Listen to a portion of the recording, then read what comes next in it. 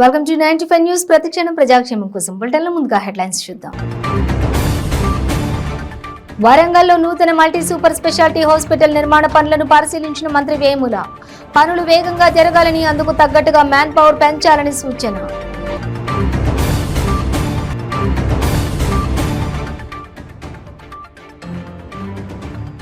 మేడ్చల్ జిల్లాలో మంత్రి మల్లారెడ్డికి తగిలిన నిరసన సెగ. పట్టాలు పంపిణీ చేస్తుండగా తమకు పట్టాలు రాలేవంటూ ఆందోళనకు దిగిన స్థానికులు.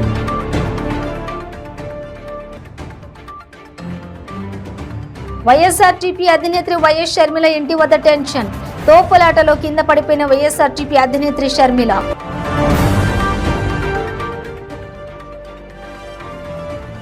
ఎమ్మెల్సీ కవితకు ఈడీ జాయింట్ డైరెక్టర్ లేఖ. ఫోన్లు ఓపెన్ చేసేటప్పుడు తన ప్రతినిధిని పంపాల్సిందిగా వెల్లడి.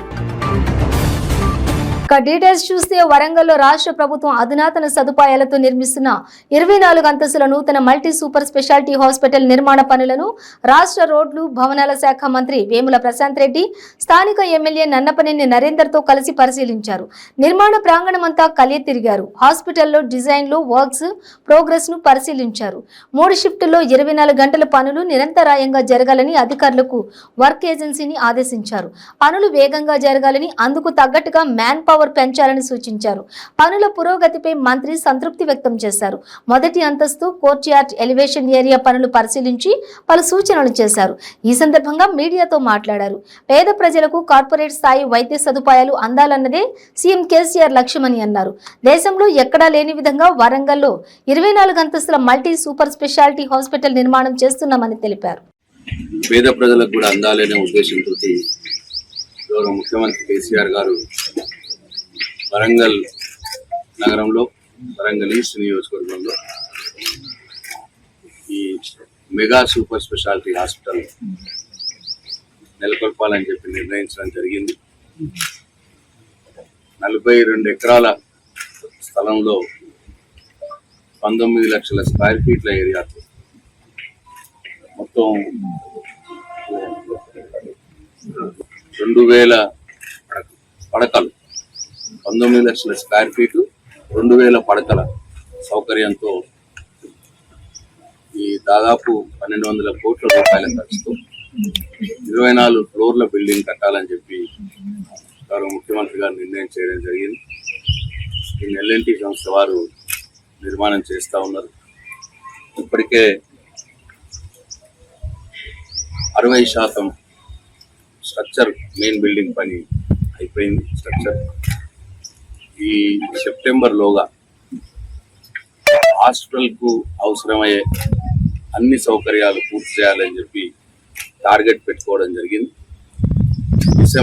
ఈ సంవత్సరం డిసెంబర్ లోపు పూర్తి మొత్తంగా కంప్లీట్ చేయాలని చెప్పి టార్గెట్ పెట్టుకుని దాని ప్రకారం ఏజెన్సీ కావచ్చు, మా అధికారులకు కావచ్చు టార్గెట్ ఇవ్వడం జరుగుతుంది. అయితే ఇవాళ రాష్ట్ర ముఖ్యమంత్రి కేసీఆర్ గారి వల్ల వరంగల్ జిల్లాకు కావచ్చు, ఉమ్మడి వరంగల్ జిల్లాకు కావచ్చు, అంటే ఇప్పుడు కొత్త అయితే వరంగల్, మహబూబాద్, అట్లే జనగాం, ఇవన్నీ భూపాలపల్లి, ములుగు, హనుమకొండ ఈ ప్రాంత ప్రజలకు హైదరాబాద్కు రావాల్సిన అవసరం లేకుండా హైదరాబాద్లో గవర్నమెంట్ ఆసుపత్రులే కాదు, హైదరాబాద్లోని ప్రైవేట్ ఆసుపత్రుల్లో, కార్పొరేట్ ఆసుపత్రుల్లో ఎలాంటి వైద్యం అయితే అందుతుందో, ఎన్ని విభాగాలు అయితే అక్కడ ఉంటాయో అలాంటి వైద్యాన్ని, అన్ని విభాగాల్ని వరంగల్లోనే అందించాలి అని చెప్పి గౌరవ ముఖ్యమంత్రి గారు నిశ్చయంతో ఉన్నారు. మరి 5-6 జిల్లాల ప్రజలకు చాలా ఎంతో మేలు చేసిన సౌకర్యం అవుతుంది. మరి ఇది ఒక సాహసోపేతమైన నిర్ణయం ముఖ్యమంత్రి గారు తీసుకున్నారు. ఇంత పెద్ద ప్రాజెక్ట్ని ప్రభుత్వ రంగంలో తీసుకోవడం అంటే ఆషామాషి కాదు. భారతదేశంలో మరి చాలా అరుదుగా ఇవాళ ఇంత పెద్ద ప్రభుత్వ ఆసుపత్రి నిర్మించడం జరుగుతూ ఉన్నది. మరి మొదలుపెట్టిన చాలా తక్కువ సమయంలో మీ కళ్ళ ముందే కనిపిస్తాను ఇంత పెద్ద. మేడ్చల్ జిల్లాలో మంత్రి మల్లారెడ్డికి నిరసన సెగ తగిలింది. మేడిపల్లి మండలం ఫిర్జాదిగూడలో జీవో నెంబర్ 58 లబ్ధిదారులకు పట్టాల పంపిణీ సభ రసాభాసగా మారింది. కొంతమందికే పట్టాలు రావడంతో మిగిలిన వారు మంత్రిని నిలదీశారు. ఈ సందర్భంగా మంత్రిని వినతి పత్రం అందించేందుకు వచ్చిన బీజేపీ నాయకులను పోలీసులు అరెస్ట్ చేశారు. దీంతో పట్టాల పంపిణీ కార్యక్రమం కాస్త తీవ్ర ఉద్రిక్తంగా మారింది. ఫిర్జాదిగూడ బోడుప్పల్ మున్సిపల్ కార్పొరేషన్ పరిధిలో జీవో నెంబర్ 58 లబ్ధిదారులకు మంత్రి మల్లారెడ్డి నేతృత్వంలో పట్టాల పంపిణీ కార్యక్రమాన్ని చేపట్టారు. బోడుప్పల్లోని బండి గార్డెన్ లో ఈ కార్యక్రమాన్ని నిర్వహించారు. 2 కార్పొరేషన్ పరిధిలోని లబ్ధిదారులందరికీ మంత్రి పట్టాలు పంపిణీ చేశారు. అయితే పట్టాలు పంపిణీ చేస్తుండగా తమకు పట్టాలు రాలేవు అంటూ కొందరు ఆందోళనకు దిగారు. దీనిపై మంత్రి మల్లారెడ్డిని నిలదీయడంతో పట్టాల పంపిణీ కార్యక్రమం రసాభాసగా మారింది. ఆ ప్రాంతంలో కొద్దిసేపు గందరగోళం పరిస్థితి నెలకొంది. అయితే పట్టాలు రాని వారికి మద్దతుగా బీజేపీ నేతలు ఆందోళనకు దిగారు. దీంతో పోలీసులు బీజేపీ నేతలను అడ్డుకుని అరెస్ట్ చేశారు. 2 కార్పొరేషన్ పరిధిలో అనేక మంది పట్టాల కోసం ఎదురు చూస్తున్న పరిస్థితి. తమకు కూడా పట్టాలు ఇప్పించాలని కోరుతున్నారు. ఆ ప్లాట్ ఇయాలని అలాట్ చేస్తా మళ్ళా సొసైటీకి 2 ఎకరాలు మీరు అడగలేవు. అది నేను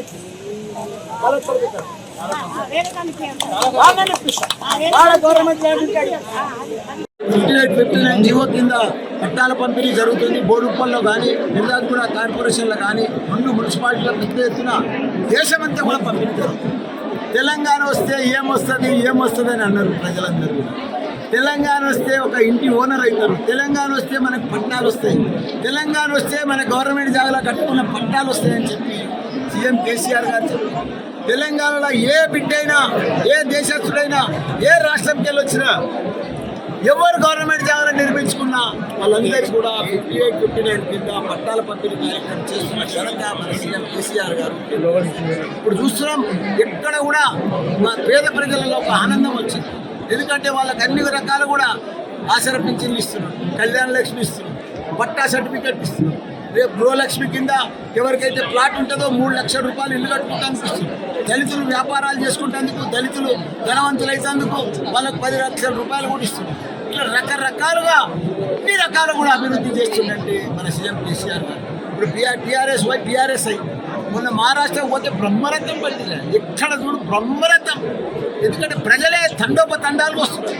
మాకు కేసీఆర్ కావాలి, మాకు బీఆర్ఎస్ పార్టీ కావాలి, మాకు తెలంగాణ మోడల్ కావాలి, మాకు తెలంగాణ లెక్క అభివృద్ధి కావాలని చెప్పి దేశ ప్రజలంతా ఎదురు చూస్తున్నారు మన సీఎం కేసీఆర్ కోసం. మన అదృష్టమా సీఎం కేసీఆర్ ఒక గొప్ప మహాత్ముడా, ఒక గొప్ప వ్యక్తి, తెలంగాణకు ఒక దేవుడు లాంటి మనిషి, పేదలకు ఒక పెన్నిది. ఇంత గొప్ప మనిషి మనం అందరం కూడా అదృష్టవంతులు. మంచి సీఎం ఉన్నాడు. తప్పకుండా బీజేపీ చేసిందేమి లేదు, కాంగ్రెస్ చేసిందేమి లేదు. మోసపూరిత ప్రభుత్వం దగులుబాజీ మాటలు, బీజేపీ చెప్పే మాటలండి, వాళ్ళ మోసం మాటలు నమ్మింది ఏం లేదు.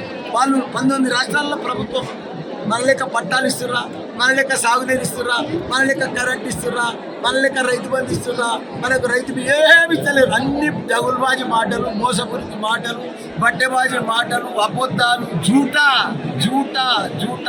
తప్పకుండా 2024లో వాళ్ళని బగాయించి అసలు లేరు. ఇప్పుడే సింగిల్ డిజిట్ కాదు కాంగ్రెస్ బీజేపీ. ఇంకా జీరో, వచ్చేదంతా జీరో. నెక్స్ట్ అంతా మా హీరో కేసీఆర్. నాకు తప్పకుండా రాబోయే రోజులని మాయే. దేశం 2024లో మా కేసీఆర్ ప్రధానమంత్రి అవుతాడు. జై తెలంగాణ, జై కేసీఆర్. వైఎస్ఆర్టీపీ అధినేత్రి వైఎస్ షర్మిల ఇంటి వద్ద టెన్షన్ వాతావరణం నెలకొంది. చలో ఉస్మానియా ఆసుపత్రికి షర్మిల పిలుపునిచ్చారు. ఈ క్రమంలో ఉస్మానియా ఆసుపత్రి సందర్శన కోసం నగరంలోని లోటస్ ప్యాండ్లోని ఇంటి నుంచి బయటకు వచ్చిన షర్మిలను పోలీసులు అడ్డుకున్నారు. ఇంటి నుంచి బయటకు రానివ్వకుండా అడ్డు తగిలారు. దీంతో పోలీసులతో వైఎస్ఆర్టీపీ చీఫ్ వాగ్వాదానికి దిగారు.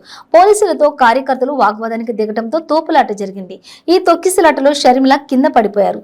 ఈ సందర్భంగా షర్మిల మాట్లాడుతూ ముఖ్యమంత్రి కేసీఆర్ నియంత అని మరోసారి నిరూపించుకున్నారని మండిపడ్డారు. వైఎస్ఆర్టీపీని, వైఎస్ఆర్ బిడ్డను చూసి భయపడుతున్నారని అన్నారు. తాను చేస్తున్న పాదయాత్రను అడ్డుకున్నారని ఆగ్రహం వ్యక్తం చేస్తున్నారు. తాము అడిగిన ప్రతి పర్మిషన్ను ఆపుతూనే ఉన్నారని షర్మిల అన్నారు. ఉస్మానియా ఆసుపత్రిలో సౌకర్యాలు లేవన్నారు. 200 కోట్లతో టవర్స్ కడతామని సీఎం 9 ఏళ్ల క్రితం చెప్పారని గుర్తు చేశారు. ప్రజలకు వైద్యం అందడం లేదని తనకు ఫిర్యాదులు వచ్చాయన్నారు. ప్రతిపక్షాలను ఆపడానికి శాంతి భద్రతల సమస్య అంటారా అంటూ వైఎస్ షర్మిల తీవ్ర స్థాయిలో విరుచుకుపడ్డారు.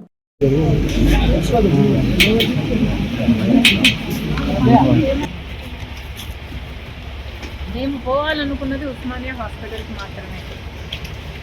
మీకు నా సిబ్బందితో ప్రాబ్లం ఉంది అనుకుంటే నేను వస్తారమ్మా. Okay, just the media and myself. Okay, పైన నుంచి అంటే ఎక్కడి నుంచి ఆర్డర్స్ ఉన్నాయా? ఏమైనా కట్టలు కనిపిస్తున్నాయా? రాళ్ళు కనిపిస్తున్నాయా? కత్తులు కనిపిస్తున్నాయా? మీడియా మీ దగ్గర ఏమైనా మేమెందుకు law and order? YSR Telangana party తరఫున నేను ఒక్కదాన్ని, అంతా మీడియా వాళ్ళే. పోయేది ఉస్మానియా హాస్పిటల్కి.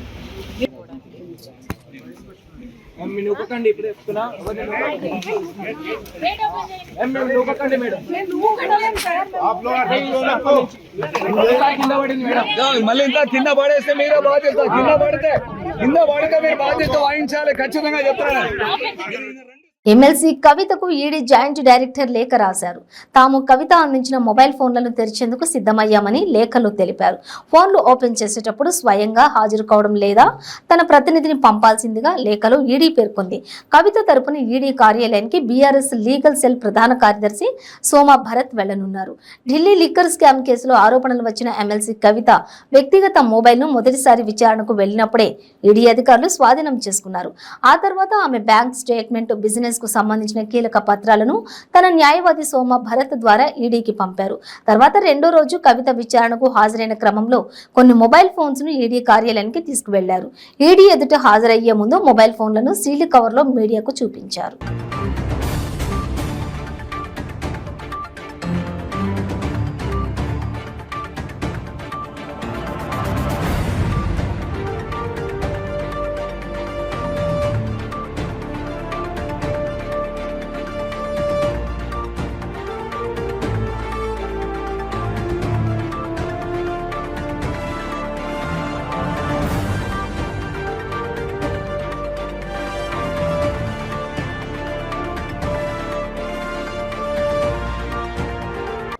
బ్రేక్ తీసుకుందాం. క్యాన్సర్ క్యాన్సర్ క్యాన్సర్ ఎన్నో ప్రయత్నాలు చేసి ఇక క్యాన్సర్ తగ్గదు అనుకుంటున్నారా?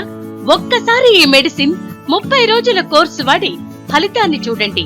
GMP certified, AYUSH certified, government approval పొందినది.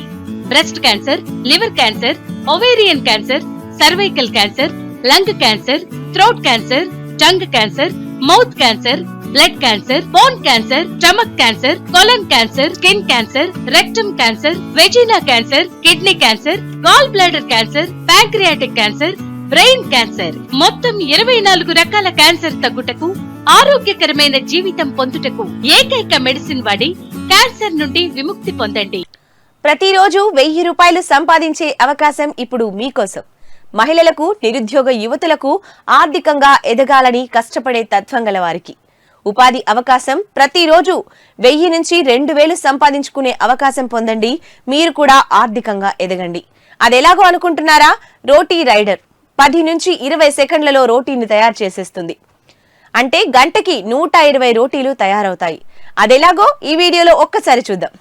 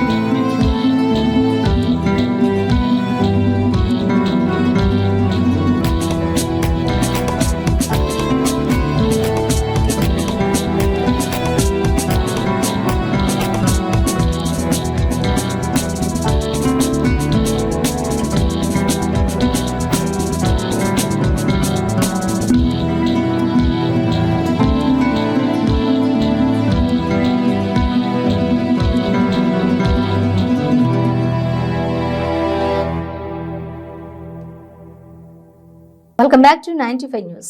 మళ్ళీ హైదరాబాద్ లో పోస్టర్ వార్ ప్రారంభమైంది. ఇటీవల కాలంలో ఈ పోస్టర్ వార్ అడపాదడపా జరుగుతూనే ఉంది. ఈ క్రమంలోనే నేడు ప్రధాని మోదీకి వ్యతిరేకంగా పోస్టర్లు వెలిశాయి. ఉప్పల్ నారపల్లి ఫ్లైఓవర్ ప్రారంభమై ఏళ్లకేళ్లు గడుస్తున్నా కనీసం సగం కూడా పూర్తి కాలేదు. దీనిని విమర్శిస్తూ మోదీ గారు ఈ ఫ్లైఓవర్ ఎన్ని సంవత్సరాలు కడతారు అంటూ పోస్టర్లు వెలిశాయి.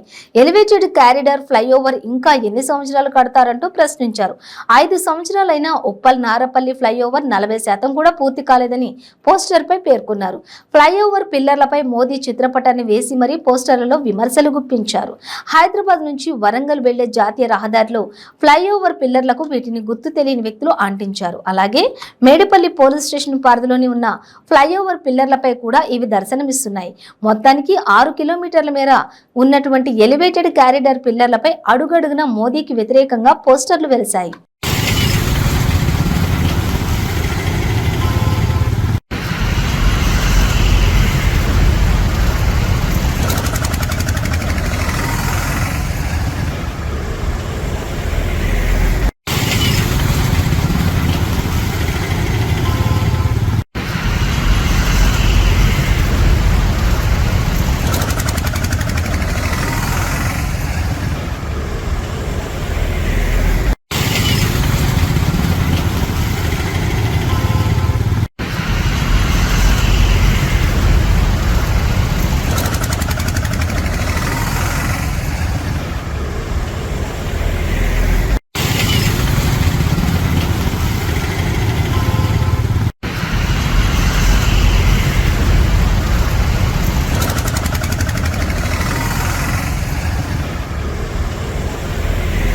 విశాఖ సీతకొండ వద్ద ఉన్న వ్యూ పాయింట్ కి వైఎస్ఆర్ వ్యూ పాయింట్ గా నామకరణం చేశారు. 2.39 కోట్లతో G20 నేపథ్యంలో అభివృద్ధి చేసిన వ్యూ పాయింట్ ను మంత్రులు గుడివాడ అమర్నాథ్, ఆదిమూలపు సురేష్, విడుదల రజని ప్రారంభించారు. ఈ సందర్భంగా ఆదిమూలపు సురేష్ మాట్లాడారు. ప్రజాప్రతినిధులను కొనుగోలు చేయడం చంద్రబాబుకు కొత్తేమీ కాదని, ఆయనలో ఎలాంటి మార్పు లేదన్నారు. చంద్రబాబు వాపుని చూసి బలుపు అనుకుంటున్నాడని విమర్శించారు. లేని ప్రజాదరణ ఉన్నట్లు భావిస్తున్నారని చెప్పారు. చంద్రబాబు తల క్రిందుకు పెట్టి కాళ్లు పైకి పెట్టి తపస్సు చేసినా 2024లో మళ్లీ వైసీపీయే గెలుస్తుందన్నారు. చంద్రబాబు కుట్ర కుతంత్రాలకు పరాకాష్ట అన్నారు. తల్లిపాలు తాగి రొమ్మిగుద్దిన వ్యక్తుల గురించి మాట్లాడడం అనవసరం అన్నారు. కాంగ్రెస్ పార్టీ గురించి కానీ దళితుల గురించి కానీ మాట్లాడే అర్హత లేదు. ఆవిడ ఏం మాట్లాడింది? ఫస్ట్ ఎంత బుకాయించింది? నేను ఎక్కడ ఓటేసాను దళిత మహిళ అని చెప్పి కులాన్ని అడ్డం పెట్టుకోవడం కాదు. ఇక్కడ రాజకీయ విలువలు, ప్రజాస్వామ్య విలువలు, ముఖ్యంగా పార్టీ అనేది ఒక తల్లి లాంటిది. తల్లి పాలు తాగి రొమ్ము గుద్దే వ్యక్తుల గురించి మాట్లాడడం అనవసరం. ప్రజలే గెలుస్తారు. రేపు జరగబోయే ఎన్నికల్లో ఏ విధంగా చీకడతారో కొన్ని రోజులు ఆగి చూడండి. ఈ రోజు దళితులు అందరూ కూడా వైఎస్ఆర్ కాంగ్రెస్ పార్టీ ప్రభుత్వంలో ముఖ్యమంత్రి గారి మరి సంక్షేమ కార్యక్రమాలతో ఎంతో సంతోషంగా ఉన్నారు. ఈరోజు జగన్మోహన్ రెడ్డి గారిని గుండెలో పెట్టుకొని ఈరోజు చూసుకుంటా ఉన్నాం. అంతేకాకుండా నిన్న జరిగినటువంటి అసెంబ్లీ సమావేశాల్లో కూడా దళిత క్రైస్తవులు కూడా ఎస్సీలుగా మరి చూడాలి, పరిగణించాలి, వారికి సంక్షేమ కార్యక్రమాలన్నీ అందాలి అని చెప్పి కేంద్ర ప్రభుత్వానికి రాజ్యాంగ సవరణ కోసం మరి జగన్మోహన్ రెడ్డి గారు చేసినటువంటి తీర్మానం అంతకన్నా మాకు దళితులకు అంతకన్నా మేము కోరుకునేది ఏం లేదు. ఈరోజు దళితులంతా ముక్త కంఠంతో ఏకాభిప్రాయంతో దళితులకు చేసినటువంటి కార్యక్రమాలు మరి ముఖ్యంగా దళితుల్లో ప్రధానంగా ఉన్నటువంటి 2 కాస్టులు ఏవైతే ఉన్నాయో మాలలకు, మాదిగలకు కార్పొరేషన్లు ఏర్పాటు చేయడం, వారికి వాళ్ళ యొక్క దామాషా ప్రకారం వాళ్ళకి ఎమ్మెల్సీ స్థానాలు ఇవ్వడం, మొట్టమొదటిసారిగా మరి ఈస్ట్ గోదావరి నుంచి మరి మాదిగ సామాజిక వర్గానికి ఎమ్మెల్సీ స్థానం ఇచ్చారు. ఎవరు ఇచ్చారు? ఇంతవరకు ఎవరు చేశారు? ఎవరు పట్టించుకున్నారు? అది ఈరోజు ఒక్క ఆవిడ బయటకు వచ్చి ఈరోజు ఏదో ఇప్పుడు గుర్తొచ్చిందంట ఆవిడకు దళితులకు బాగాలేదని. 4 సంవత్సరాలు అడవి చేస్తుంది. ప్రజలు ఎవ్వరు నమ్మరు. ఆవిడ మాట్లాడే మాటలకు విలువ లేదు. అది కేవలం దాన్ని ఏమంటారంటే ఈ empty vessels make much noise అంటారు. సో ఎంటీ వెజల్స్ అవి she is making lot of noise. ఎవరు కూడా చూడండి, ఆవిడ తిరగమనండి బయట ఆ నియోజకవర్గంలో. ఈరోజు అటు కాకుండా ఇటు కాకుండా 2 చెడ్డ రేవడ్ అయిపోయింది ఆవిడ.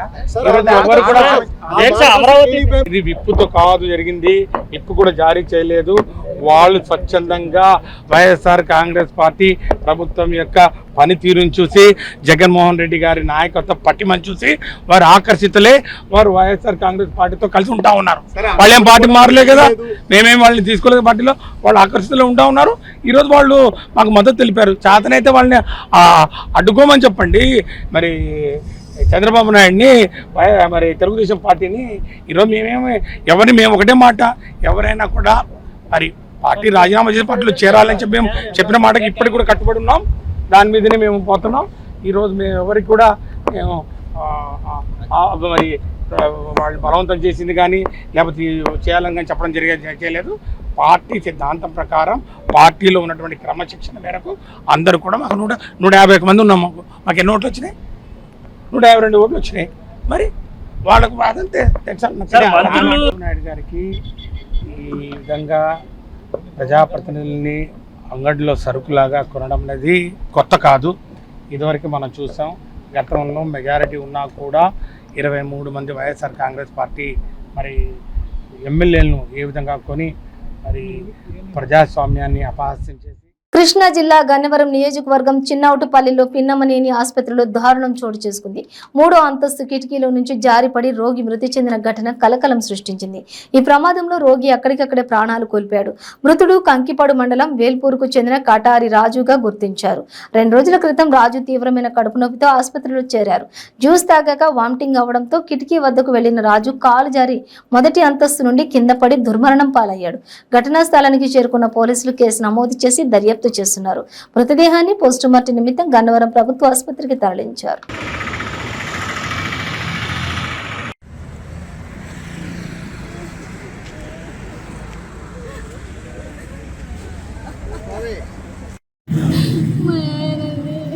మీ ఆయన పేరేంటమ్మా? ఎన్ని రోజులు అయింది హాస్పిటల్ జాయిన్ అయ్యి? 2 రోజులు అయిందండి. ఏం జరిగిందమ్మా? డాక్టర్ గారు ఇంకా చూస్తానన్నాడండి. అసలు దేని జాయిన్ అయ్యారు మీరు? కడుపులో నొప్పి వస్తుందని డాక్టర్ గారు ఏం పెట్టద్దు చూసి ఇమ్మన్నారని చూసి పట్టించానండి. కడుపులో తిప్పుతుందని చెప్పి అక్కడికి వెళ్ళాడు. వెళ్ళి నన్ను డాన్స్ చేయమన్నాడండి. కాలు చేరి ముందుకు పడిపోయాడు. ఆయన పేరేంటమ్మా? రాజా. ఈ కడుపులో అంతకుముందు ఇప్పుడు ఉందమ్మా అసలు? రాహుల్ గాంధీ పార్లమెంటు సభ్యత్వాన్ని సస్పెండ్ చేస్తూ కేంద్ర ప్రభుత్వం తీసుకున్న నిర్ణయాన్ని తీవ్రంగా వ్యతిరేకిస్తున్నామని వెంకటగిరి నియోజకవర్గం కాంగ్రెస్ పార్టీ ఇన్ఛార్జి పంట శ్రీనివాసులు రెడ్డి తెలిపారు. తిరుపతి జిల్లా గూడూరు పాత బస్టాండ్ సెంటర్లో అంబేద్కర్ విగ్రహం వద్ద కాంగ్రెస్ పార్టీ నాయకులు నిరసన ధర్నా కార్యక్రమం నిర్వహించారు. రాహుల్ గాంధీ పార్లమెంటు సభ్యత్వాన్ని సస్పెండ్ చేస్తూ కేంద్ర ప్రభుత్వం తీసుకున్న నిర్ణయాన్ని వ్యతిరేకిస్తూ కాంగ్రెస్ పార్టీ నాయకులు గూడూరు పాత బస్టాండ్ సెంటర్ అంబేద్కర్ విగ్రహం వద్ద ధర్నా నిర్వహిస్తూ సేవ్ డెమోక్రసీ అని నినాదాలు చేశారు. ఈ సందర్భంగా శ్రీనివాసులు రెడ్డి మాట్లాడుతూ బీజేపీ ప్రభుత్వం జాతీయ బ్యాంకులు మరియు ప్రభుత్వ రంగ సంస్థల నుండి నిధులను అదానీ గ్రూపుకి మరలించడాన్ని తీవ్రంగా విమర్శించిన రాహుల్ గాంధీపై కుట్రపూరితంగా ఎంపీ సభ్యత్వాన్ని సస్పెండ్ చేస్తూ చర్యలు తీసుకున్నారని విమర్శించారు.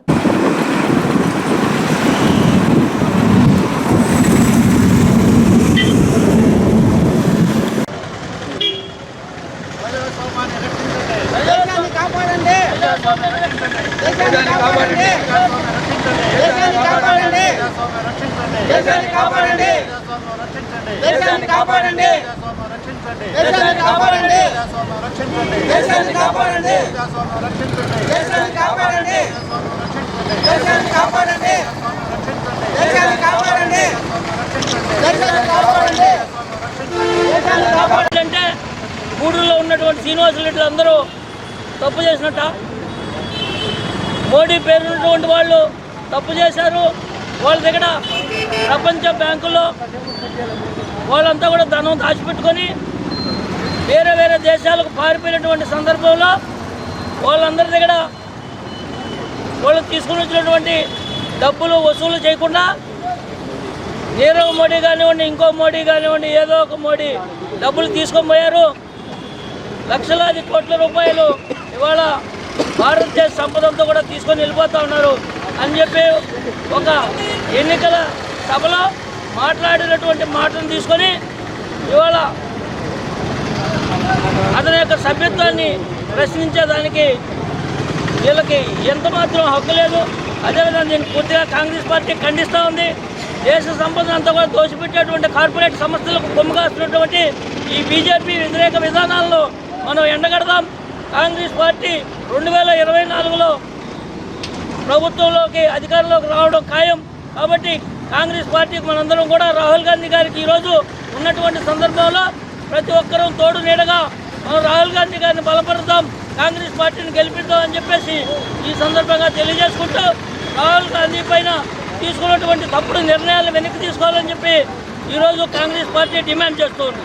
తూర్పు గోదావరి జిల్లా కొవ్వూరు మండలం వేములూరు తెలుగుదేశం పార్టీ ఉప సర్పంచి సినీ సత్యవరప్రసాద్ హత్య కేసును పోలీసులు ఛేదించారు. సొంత తమ్ముడే హంతకుడని తెలిపారు. ఆస్తి తగాదాలే హత్యకు కారణమని నిర్ధారణకు వచ్చారు. ఈ కేసుకు సంబంధించిన వివరాలు పోలీసులు మీడియాకు వెల్లడించారు. 15 రోజుల నుంచి ఈ విషయమై ఇద్దరు కూడా ఘర్షణ పడతా ఉన్నారు. దీంట్లో 19,50,000 రూపాయలు తమ్ముడు అన్నగారికి ఇస్తే ఆ ఇంటిలో సగం వాటా ఇస్తానని చెప్పేసి ఈ చనిపోయిన వరప్రసాద్ చెప్పడం జరిగింది. దాంట్లో అంత సొమ్ము ఇచ్చుకోలేను, నేను జంగారెడ్డిగూడెంలో ఒక సైట్ ఉంది, అది అమ్మేస్తే 10 లక్షలు వస్తుంది, అది మాత్రం ఇచ్చుకోగలనన్నా కూడా ఈ చనిపోయిన వరప్రసాద్ ఒప్పుకోలేదు దానికి. ఆ సందర్భంగా ఇద్దరికి ఘర్షణ జరిగింది. ఆ ఘర్షణ నిమిత్తం ఈ సత్యనారాయణ అన్నగారి మీద కక్ష పెంచుకున్నాడు. ఇంకా నా మాట వింటలేదు, నాకు వాటా ఇవ్వట్లేదు, మొత్తం ఆస్తి అంతా అతనే తగలబెట్టేశాడన్న ఉద్దేశంతో అతను కక్ష పెంచుకుని 25వ తారీఖు సాయంకాలం జంగారెడ్డిగూడెం నుంచి బయలుదేరి కొవ్వూరు వచ్చి కొవ్వూరులో సంపంగి బార్లో అతను అక్కడ మందు తాగుతూ వేరే గెడాసీను అన్న అతను కూడా వేములూరులో ఉంటాడు. ఈ చనిపోయిన వరప్రసాద్ ఇంటికి దగ్గరలోనే అతని ఇల్లు. అతన్ని అక్కడికి పిలిపించుకున్నాడు. ఇద్దరూ కలిసి అక్కడ మందు తాగారు. ఆ సందర్భంగా అతన్ని చంపేస్తానని చెప్పేసి ఇతను సత్యనారాయణ కూడా చెప్పడం జరిగింది. ఇద్దరూ కలిసి మళ్ళీ మోటార్ సైకిల్ మీద వేములూరు గ్రామం వెళ్ళి అప్పటికి రాత్రి 11 అవుతుంది సుమారుగా. ఆ టైంలో అందరూ ఎవరో మొత్తం అంతా వెళ్ళిపోయిన తర్వాత కామ్గా ఉన్న తర్వాత ఈ సత్యనారాయణ అన్నగారి దగ్గరికి వెళ్ళాడు. ఈ టైంలో వచ్చేటరా అని చెప్పేసి అన్నగారంటే, అదే ఈ విషయం మీద మాట్లాడదామని వచ్చానంటే, నువ్వు ఆ 19,50,000 రూపాయలు తీసుకొస్తేనే నువ్వు మాట్లాడు, లేకపోతే మాట్లాడేది లేదని అతను కరాఖండిగా చెప్పాడు. అప్పుడు జరిగిన ఘర్షణలో అన్నగారిని తమ్ముడు గోడకేసి పీక పట్టుకుని గోడకేసి గోడ మీద తలక హెడ్ ఇంజరీ అయ్యేటట్టుగా కొట్టాడు. తర్వాత కింద పడిపోయిన తర్వాత కూడా పీక నొక్కి అక్కడ చంపివేయడం జరిగింది. అతని మీద వెళ్ళిపోతూ ఆ దుప్పటి అతని మీద వేసి అక్కడి నుంచి గడాసీని యొక్క మోటార్ సైకిల్ మీద వెళ్ళి కొవ్వూరు దాకా వచ్చి అక్కడి నుంచి గోపాలపురం ఆటోలో వెళ్ళి అక్కడి నుంచి అతని ఊరు జంగారెడ్డిగూడెం వెళ్ళిపోయాడు. మళ్ళీ మర్నాడు ఈ విషయం తెలిసిన తర్వాత తన వదిన గారు పిల్లలతోటి మళ్ళీ ఏమీ తెలియనట్టుగా ఈ శవం దగ్గరకు వచ్చి శవ కార్యక్రమాలన్నిటికీ కూడా దగ్గరుండి అటెండ్ అయ్యాడు. దీంట్లో సీని సత్యనారాయణ మరియు గెడాసీను ఇద్దరిని కూడా ఈరోజు కొవ్వూరులో అరెస్ట్ చేయడం జరిగింది. వాళ్ళని రిమాండ్ పంపిస్తాం. బ్రిటన్ ముగించే ముందు హెడ్లైన్స్ మరోసారి. వరంగల్లో నూతన మల్టీ సూపర్ స్పెషాలిటీ హాస్పిటల్ నిర్మాణ పనులను పరిశీలించిన మంత్రి వేముల. పనులు వేగంగా జరగాలని, అందుకు తగ్గట్టుగా మ్యాన్ పవర్ పెంచాలని సూచన.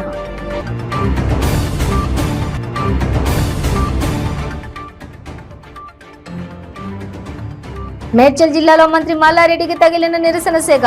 పట్టాలు పంపిణీ చేస్తుండగా తమకు పట్టాలు రాలేవంటూ ఆందోళనకు దిగిన స్థానికులు.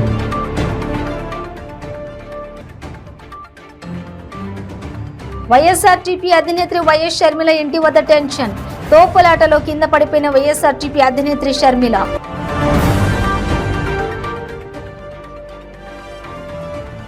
ఎమ్మెల్సీ కవితకు ఈడీ జాయింట్ డైరెక్టర్ లేఖ.